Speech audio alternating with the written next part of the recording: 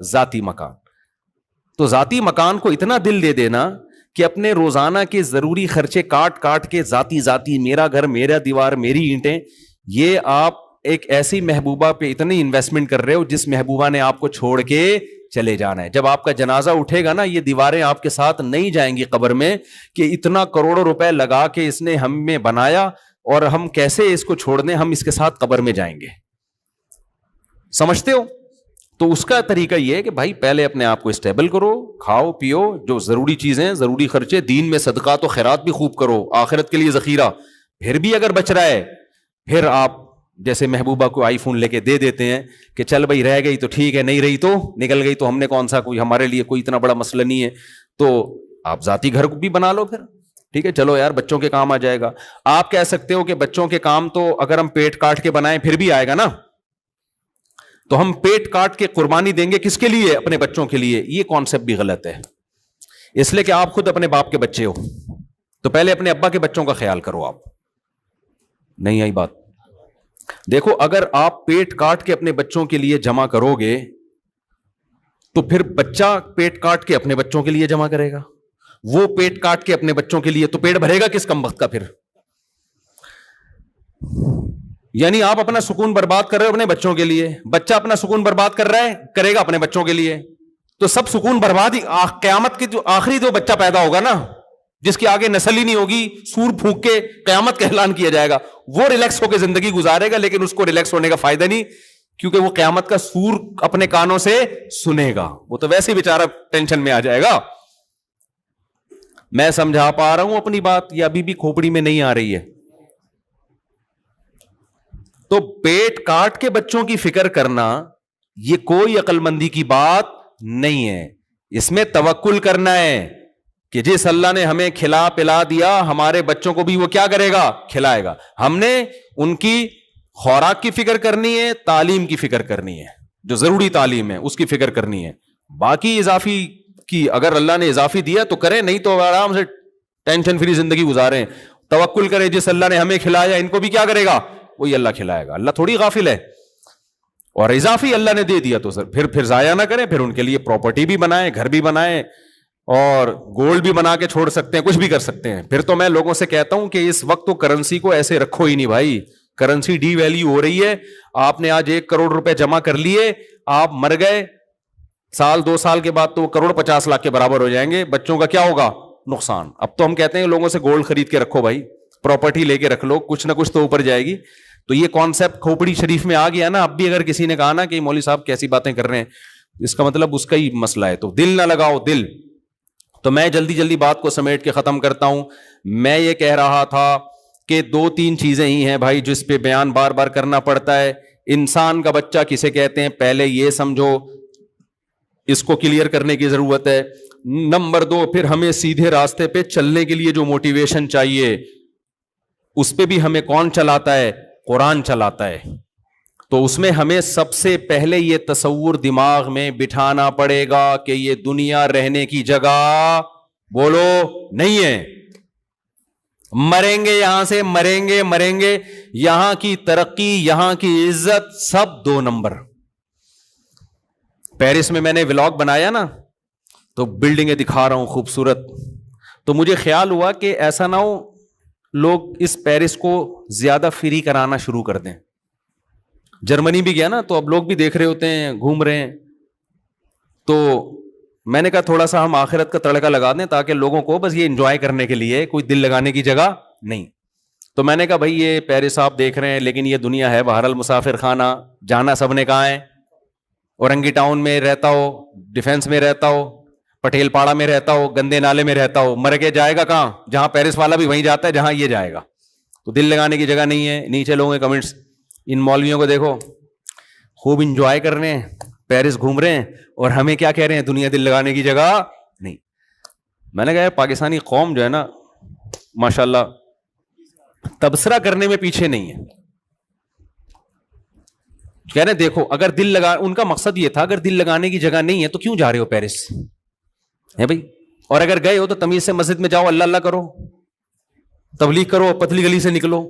ہمیں یہ بلڈنگیں اور یہ اتنا خوبصورت کیوں دکھا رہے ہو بھائی؟ دل لگانے کی جگہ. پہلے تو جانا ہی نہیں چاہیے پیرس آپ کو. یہاں بیٹھ کے پیرس والوں میں بیان ہو سکتا ہے کہ نہیں ہو سکتا؟ تو میرا مقصد اس اعتراض کرنے والے کی بات کا جواب دینا نہیں ہے. یہاں بھی میرا مقصد آپ کا کانسیپٹ کلیئر کرنا ہے. خوب سمجھ لو, دنیا سے محبت کرنے کی اجازت نہیں ہے ہمیں. اس کا یہ مطلب ہرگز نہیں ہے کہ دنیا سے کنارہ کشی اختیار کر لیں. یہ وہ رہبانیت ہے جو اسلام میں حرام ہے.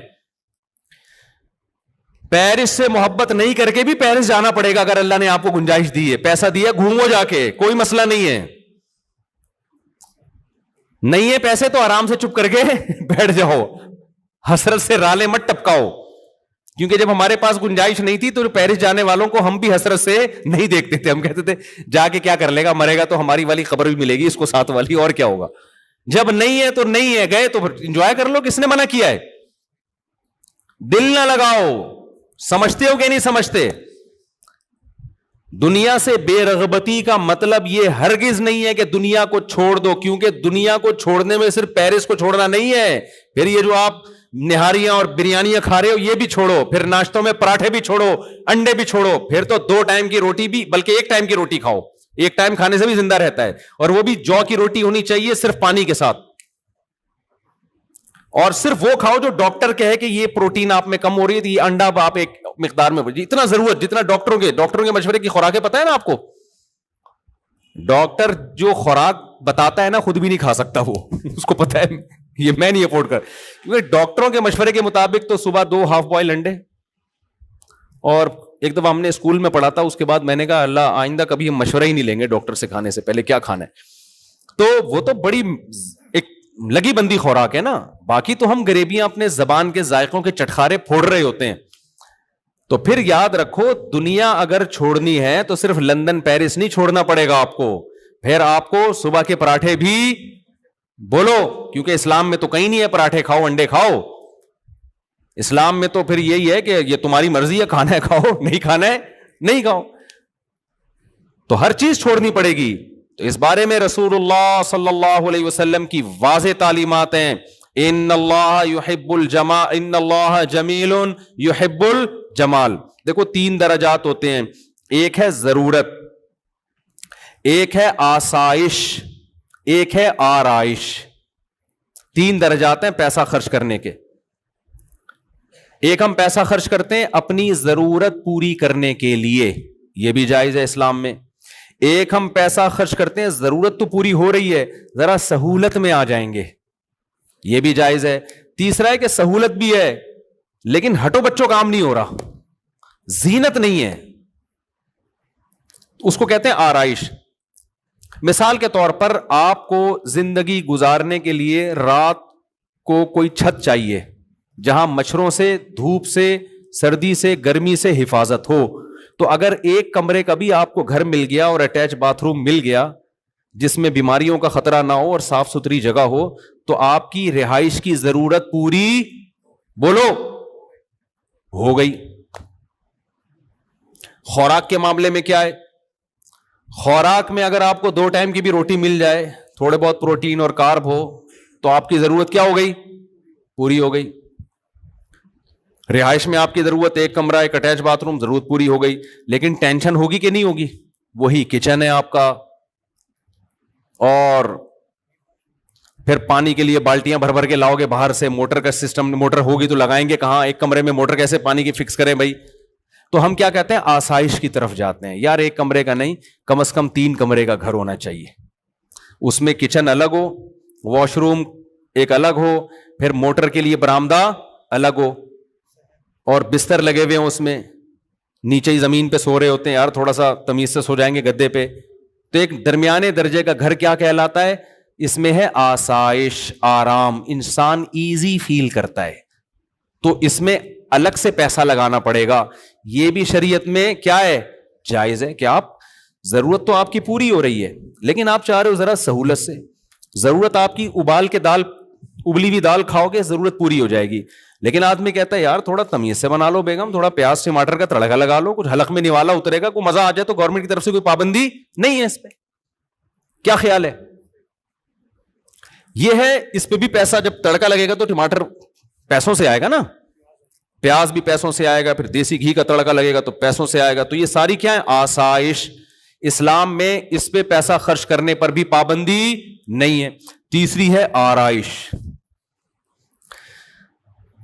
ڈیفینس کے گھروں میں آپ جاؤ, گھر میں جاتے ہی جی فانوس لٹکا ہوا ہے, یہ الگ قسم کا صوفہ ہے, وہ الگ قسم کا صوفہ ہے, یہ خوبصورت پردے جو مالداروں کے گھروں میں ہوتا ہے, 5 اسٹار ہوٹلوں میں ہوتا ہے. آسائش, ایئر کنڈیشن آپ کے انگلیوں پہ ہے, ٹھیک ہے نا. غریب کے گھر میں نہ اے سی ہوتا ہے, پنکھا ہوتا ہے, وہ ہوا پنکھے کی اپنی آواز آتی ہے, اس کے عادی بھی ہو جاتے ہیں غریب لوگ, جو آواز نہ ملے وہ ٹینشن سے مر جائیں. اچھا, جتنا غریب ہوگا پنکھے میں آواز اتنی زیادہ ہوگی, اسی کو انجوائے کرتا ہے. بعض دفعہ ڈر ہوتا ہے کہ گر نہ جائے پنکھا. تو ایک دفعہ ایسا ہی ہوا, میں کسی جاننے والے کے گھر کے, بیچارے بہت غریب تھے, اللہ مقصد کسی کا مذاق اڑانا نہیں ہے, تو ایک پنکھا لگا ہوا تھا, وہ نہیں ہوتے پیڈسٹل فین جو ہوتے ہیں ڈنڈے پہ کھڑے ہوئے ہوتے ہیں, وہ یوں یوں یوں کر کے نا گھوم رہا ہے. تو میں نے کہا میں نہیں بیٹھ رہا, مجھے لگ رہا ہے کسی بھی وقت یہ سجدے میں چلا جائے گا. انہوں نے کہا نہیں مفتی صاحب کچھ نہیں ہے, بہترین پنکھا. میں نے کہا بھائی میرے کو لگ رہا ہے کہ جس حساب سے ہل رہا ہے نا یہ, اس کو یا تو ہمیں چکر آئیں گے یا اس کو چکر آئیں گے. اچھا میں باتیں کر رہا ہوں, دھڑام سے پنکھا نیچے. میں نے کہا اللہ کا کتنا بڑا فضل ہو گیا, میں لیٹا نہیں یہاں پہ. تو پنکھا کیا ہے, تو غریب اس پہ بھی خوش ہوتا ہے, کہتا ہے چلو دوبارہ اٹھا کے ایلفی سے چپکا دو اس کو, ٹھیک ہے نا. تو سہولت تو ہے لیکن آرائش اور زینت نہیں ہے. آرائش کہتے ہیں زینت کو, اٹریکشن ہو اس میں, اٹریکشن تھوڑی ہے. اٹریکشن تو یہ ہوتی ہے کہ آپ نے دہلیز پہ قدم رکھا, گھر میں گئے, ابے یار کیا زبردست لگژری اسٹائل. جیسے ہمارے پنجرے میں جب کوئی جاتا ہے نا مرغیوں کے, تو ہمارے لیے تو بڑی اٹریکشن ہے. پتہ نہیں, ایک تو میں جو بھی مہمان آتا ہے, ڈیفینس سے آ رہا ہو, کلفٹن سے آ رہا ہو, 20ویں گریڈ کا آفیسر ہو, 18ویں گریڈ کا آفیسر ہو, میں اس کو اپنی گائے دکھاتا ہوں, اپنی بکری دکھاتا ہوں, اور اپنی انڈوں پہ بیٹھی ہوئی مرغیاں لازمی دکھاتا ہوں. آج میں سوچنے لگا پتہ نہیں اس کو دلچسپی ہے بھی کہ نہیں ہے. یہ بولے گا یار کیا ہمیں کیا دکھا رہے ہو مفتی صاحب, مرغیاں دکھا رہے ہو, بکری دکھا رہے ہو. تو پھر میں نے سوچا یار ہمارے پاس آنے کا جرمانہ یہی ہے, جو ہمارے پاس آئے گا تو ہم اس کو اپنی گائے بھی دکھائیں گے, تیرے باپ نے بھی دیکھنا ہے چاہے تیرا دل کرے یا نہ کرے, اپنی مرغیاں بھی دکھائیں گے. اب ہر آدمی کو دلچسپی نہیں ہوتی, لیکن بھائی ہمیں دکھانے میں مزہ آ رہا ہے, تو ہم سے ملاقات کا کفارہ یہ ہے کہ آپ ہماری مرغیاں بھی دیکھو اور مرغیوں انڈوں پہ بیٹھی ہوئی مرغیاں الگ سے دیکھو آپ. یہ کفارہ ہے ملک, کیونکہ ہمیں دکھانے میں مزہ آتا ہے اپنی مرغیاں. تو آپ کو آئے نہ آئے, جب بھائی ہمارے پاس آ رہے تو ہماری شرطوں پہ آؤ نا. جب آپ کسی سے ملنے جاتے ہیں تو اپنی شرطوں پہ تھوڑی, بھائی ہم نے آپ کو ٹائم دیا, اگر آپ سمجھتے ہو بھائی مفتی صاحب نے ٹائم دیا ان کا بڑا شکریہ, تو شکریہ کی قیمت دے دیں آپ. اس شکریہ کی قیمت کیا ہے, ہماری گائے دیکھیں اور تعریف کرنی پڑے گی آپ کو, بہت اچھی گائے ہے. کوئی ہم نے اس کی غیبت برداشت, بکری دیکھ کے چاہے جیسی بھی ہو آپ کو بولنا پڑے گا ویل ڈن ماشاء اللہ بڑا مزہ. مرغیاں دیکھ کے آپ کو کہنا پڑے گا ویل ڈن مفتی صاحب بہت زبردست. تو اس سے یہ ہوتا ہے کہ خوشی مل جاتی ہے, پھر ہم تھوڑی دیر اور بیٹھ جاتے ہیں آپ کے ساتھ, ٹھیک ہے. تو میں سوچ رہا تھا یار میں ہر ایک کو دکھاتا ہوں, لوگوں کو تھوڑی دلچسپی ہوتی ہے. بہت سے لوگ بڑا 3 پیس سوٹ ٹائی اور یہ مرغیاں ان کو. ایک دفعہ تو کیا ہوا, ایک صاحب ملنے کے لیے آئے, وہ امریکہ سے آئے تھے, امریکہ میں ہی ماسٹر واسٹر کیا ہوا, میں نے مرغیوں میں ہی بٹھا دیا ان کو, چائے وہی منگوا لی, اور میں نے تو مجھے تو مزہ آتا ہے. اب میں نے کرسی پہ ان کو بٹھا کے گیا, چائے منگوائی, میں نے کہا پیے میں آتا ہوں.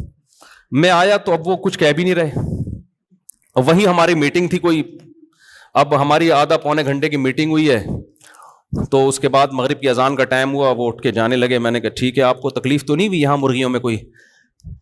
ان کو بہت تکلیف ہوئی تھی. مجھے کہنے لگے بس وہ بیٹے ویٹے کر رہی تھی, ادھر کوئی ادھر آ کے بیٹھ رہا ہے چوزا, کوئی ادھر آ کے بیٹھ رہا ہے, بس ٹھیک ہے کوئی مسئلہ نہیں مفتی صاحب.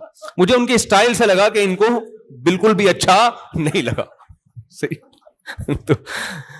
تو کہہ رہے ہیں یار وہ ادھر بیٹھ رہی تھی اور کوئی ادھر, یوں وہ ہوتے ہیں نا ذرا بیچارے کچھ زیادہ فینسی قسم کے لوگ ہوتے ہیں. تو خیر یہ کہاں سے کہاں بات چلی گئی, بات کو میں جلدی سے سمیٹوں. تو اب دیکھو ایک پیسہ خرچ ہوتا ہے کس پر؟ آسائش, زینت پہ.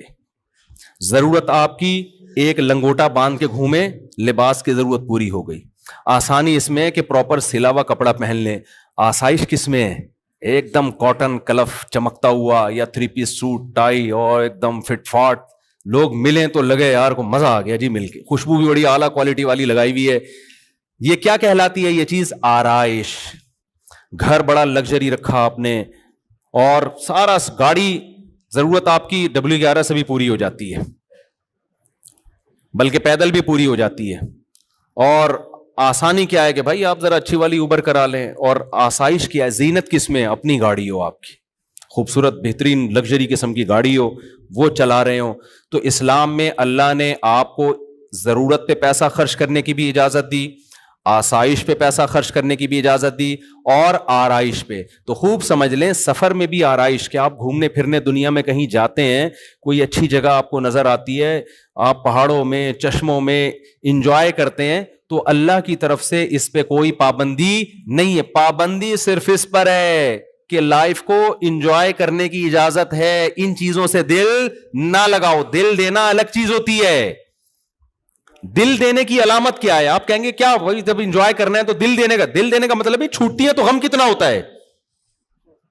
دیکھو جب آپ سفر میں جاتے ہو, کوئی ہم سفر ہوتا ہے, دل لگاتے ہو. اب یہ میرے ساتھ لاہور میں جا رہے تھے نا, یہ مجھے ملے, لاہور میں جا رہا تھا تو یہ ایئرپورٹ پہ ملے مجھے, امریکہ سے آئے ماشاءاللہ. یہ تو ایئرپورٹ پہ ہماری گپ شپ ہو گئی, دوستی ہو گئی.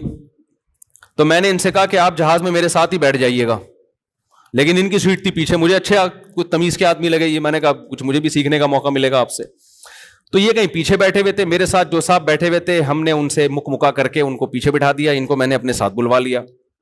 ٹائم میرا لاہور جاتے ہوئے کیا ہو گیا, اچھا گزر گیا, کچھ گپ شپ ہو گئی, دوستی ہو گئی. اب یہ نہیں کہ لاہور ایئرپورٹ پہ یہ جب جا رہے ہیں تو میں پھوٹ پھوٹ کے رو رہا ہوں, یار یہ کیا ہو گیا ہے, آپ کہاں جا رہے ہو, مجھے عین عالم شباب میں تنہا چھوڑ کے مجھے کہاں جا رہے ہو. کیا خیال ہے؟ بس اچھا ٹائم گزرا. تھوڑا بہت غم تو ہوتا ہے انسان کو, تھوڑا بہت تو ہلکا پھلکا ہوتا ہے کہ یار اگر پشاور کی فلائٹ ہوتی تھوڑا ٹائم اور اچھا گزر جاتا. ٹھیک ہے بھائی, ماشاءاللہ بڑی خوشی ہوئی آپ سے مل کے, نائس ٹو میٹ یو. 2-4 جملے انہوں نے کہا, یہ بھی نہیں پھوٹ پھوٹ کے رو رہے تھے, ہائے ہائے ہائے, وہ کچھ بھی نہیں. تو میں نے ان سے کہہ دیا کہ اتوار کو عصر میں آ جائیے گا, کبھی موقع ملا بیان ہوتا ہے. تو آج آ گئے, تو ہم بیٹھ کے چائے پی لی. ان کو بھی میں نے مرغیوں میں لے جا کے بٹھایا, پھر امریکہ سے آئے ان کو پھر ہم نے مرغیوں میں لے جا کے, پتہ نہیں اندر ان کی کیا حالت ہوگی, مرغیوں کے انڈے ونڈے چوزے موزے. پھر انہوں نے بتایا کہ میں نے بھی پالے ہیں. تو خیر 13 انڈے رکھے تھے, الحمدللہ 7 چوزے نکل گئے ہیں, 5 رہ گئے. آپ لوگ سے خصوصی دعا کی درخواست ہے, خصوصی دعا کی درخواست ہے. تو میں یہ کہہ رہا تھا کہ دیکھو لائف کو انجوائے بھی کرنا ہے, آسائش پہ بھی پیسے خرچ کرنے ہیں, ضرورت پہ بھی, آرائش پہ بھی. دل لگانے کی کوشش نہ کرو. انگریز دنیا سے دل لگاتا ہے, جب دنیا چھوٹتی ہے تو خودکشی کی طرف جاتا ہے. وہ مسلمان دنیا کو انجوائے کرتا ہے حلال طریقے سے, چھوٹتی ہے تو اس کو ٹینشن نہیں ہوتی, کیونکہ مسافر خانہ ہونے کا تصور ایسا دماغ میں انسٹال ہو گیا ہوتا ہے کہ وہ کہتے ہیں یار یہ تو ویسے ہی چھوٹ جانی ہے بھائی, ابھی تو بڈھے ہو جائیں گے تو کسی کام کے نہیں رہیں گے, یہ تو ختم ہو جائیں گے, دلیے پہ آ جائیں گے, پھر سوپ پہ آ جائیں گے, پھر ڈرپ پہ آئیں گے. حقیقت ہے, ڈاکٹر کہے گا آپ سوپ پینے کی بھی آپ میں طاقت, اب صرف مرغیاں دیکھ کے تصور کیا کرو کہ ونس اپون اے ٹائم ان کا سوپ پیا کرتے تھے ہم. اچھا یہ مرغیاں ہم نے سوپ کے لیے نہیں رکھی ہوئی ہیں, کیونکہ ایک مہمان آیا, وہ مجھے کہہ رہے ہیں یار یہ اگر کاٹ کے کھلا دیں, آپ رات کی دعوت کر دیں.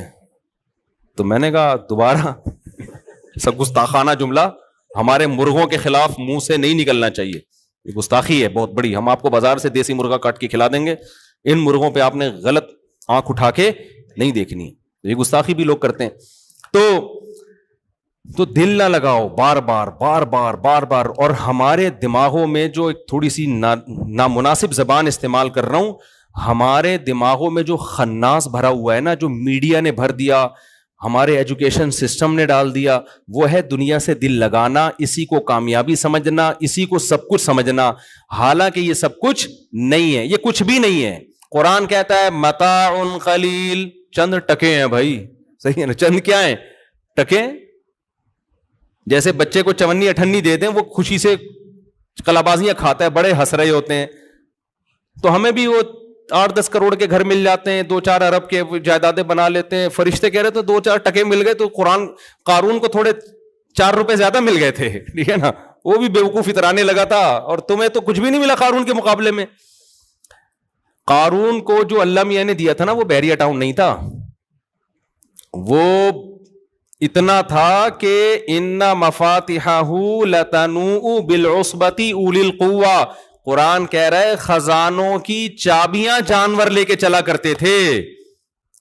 خزانے جو تھے نا اس کے پاس, اور اس زمانے کے خزانے کرنسی نہیں ہوتی تھی, سونے اور چاندی کے ڈھیر ہوتے تھے. اتنا خزانہ اور ایسا وی آئی پی پروٹوکول کہ جب وہ اپنے گھر سے اس پروٹوکول کے ساتھ نکلتا تو قرآن کہتا ہے قال الذین یریدون الحیات الدنیا, دنیا پرس لوگ جو بھول گئے تھے کہ ہم نے مرنا ہے, وہ کیا کہتے تھے, یا لیت لنا مثل ما اوتی قارون, کیا کاش ہمیں بھی تھوڑا سا ایسا اسٹائل مل جاتا. ہم تو غریب لوگ ہیں, گھر سے نکلتے ہیں, کوئی بھنگی بھی ہمیں لفٹ نہیں کراتا, ٹھیک ہے نا. ان کا پروٹوکول دیکھو یار. یہ دنیا پرس لوگ کہہ رہے تھے قارون کو دیکھ کے, یار کیا اسٹائل ہے بھائی, اسٹائل ہی پہ دنیا مر رہی ہے آج کل. یہ آج کل نہیں مر رہی, پہلے سے مر رہی ہے یار. ان کا اسٹائل دیکھو, چلتا ہے تو پتا چلتا ہے کوئی بڑا آدمی جا رہا ہے. وہ جو آج کل ایک آ رہا ہے نا غریبوں کو گالیاں دے رہا ہوتا ہے, وہ پتہ نہیں کوئی صاحب ہے, بہت غلط کر رہا ہے, اس کو کوئی میرا پیغام پہنچا دے. پیسہ کمانے کی ترغیب ضرور دیں, لیکن اس طریقے سے نہ دیں کہ آپ لوگ ڈپریشن میں جانا شروع ہو جائیں, کیونکہ پیسہ کمانے کی کوشش آپ کر سکتے ہو, ملتا اللہ کی مرضی سے ہے.